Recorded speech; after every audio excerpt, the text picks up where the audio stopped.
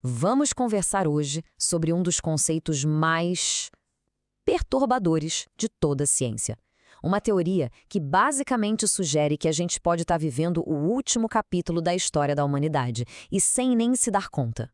Essa é a história do grande filtro.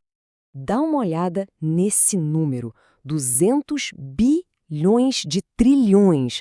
É um número que a nossa mente nem consegue processar direito, né? Essa é a estimativa de quantas estrelas existem só no universo que a gente consegue ver. Com tanta, mas tanta estrela assim, o cosmos deveria ser barulhento, fervilhando de civilizações, com sinais de rádio vindo de tudo que é lado. E essa diferença entre o que a gente espera e o que a gente vê levanta uma das perguntas mais profundas que existem. Afinal, a nossa própria existência aqui na Terra prova que a vida inteligente pode evoluir.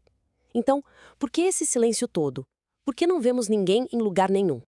Pois é, essa é a pergunta que o famoso físico Enrico Fermi fez do nada durante um almoço lá em 1950. Imagina a cena, os colegas dele brincando sobre OVNIs e a cabeça do Fermi viajando pensando no tamanho do universo, nos bilhões de anos. Daí ele solta essa. Onde eles estão? Uma pergunta tão simples, mas que virou o que a gente hoje conhece como o paradoxo de Fermi. E por décadas, esse paradoxo ficou martelando na cabeça de todo mundo. Até que, em 1996, o economista Robin Hanson sugeriu uma explicação, uma que muda completamente o jeito que a gente olha para o nosso lugar no universo. Ele batizou a ideia de o grande filtro.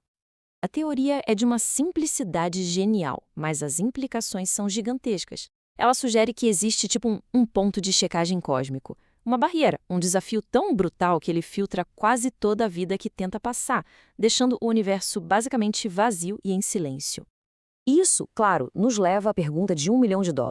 E a gente? Onde a humanidade está em relação a esse filtro? A resposta para isso nos coloca diante de dois futuros completamente diferentes. A gente fica numa encruzilhada bem sombria. A primeira opção, o filtro já ficou para trás. Se for isso, nós somos uma das pouquíssimas espécies que conseguiram passar por algo quase impossível. Ganhamos na loteria cósmica. A segunda opção, o filtro ainda está na nossa frente. E nesse cenário, a gente pode estar caminhando de olhos fechados direto para a nossa extinção. Um destino que já deve ter acabado com incontáveis outras civilizações. Ok, vamos explorar primeiro o cenário mais otimista.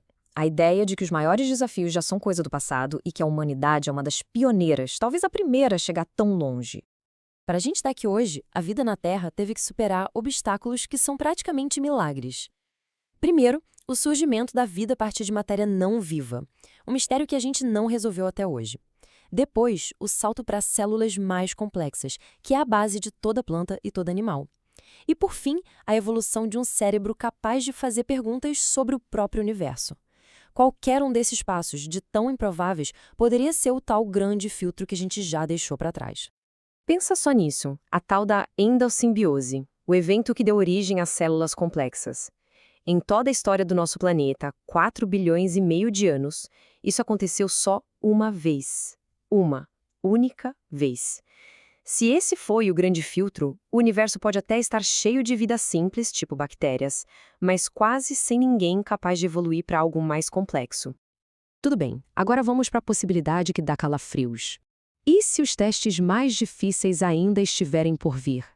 O silêncio que a gente vê lá fora não seria um sinal de que somos especiais, mas sim um presságio do nosso próprio fim.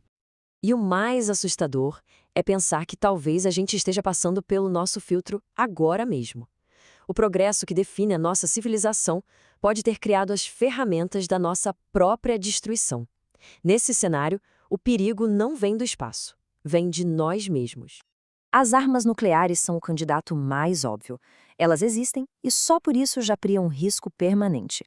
A gente já chegou assustadoramente perto do abismo algumas vezes, como na crise dos mísseis de Cuba. Talvez toda civilização que descobre o poder do átomo acabe tendo que encarar essa mesma lógica. Ou aprende a controlá-lo, ou é destruída por ele. A mudança climática é um filtro especialmente cruel, porque ela é causada justamente pelo que nos torna uma civilização avançada. É uma catástrofe em câmera lenta, onde cada geração vai se acostumando com um mundo um pouquinho pior, sem se dar conta do desastre completo até ser tarde demais. É uma armadilha perfeita. E aí tem a inteligência artificial. Essa pode ser literalmente a última coisa que a gente inventa. Porque quando criarmos uma IA super inteligente, o desafio passa a ser garantir que os objetivos dela estejam alinhados com os nossos. E esse é o tipo de problema que a gente só tem uma chance de acertar. Se errar, provavelmente não tem volta. E talvez o mais preocupante de tudo seja a combinação desses riscos.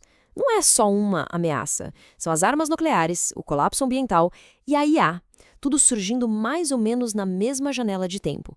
Essa tempestade perfeita de ameaças pode ser um teste que quase nenhuma civilização consegue superar. Mas bom, o grande filtro não é a única explicação possível para o silêncio do universo. Existem outras teorias e cada uma delas é bem inquietante à sua própria maneira.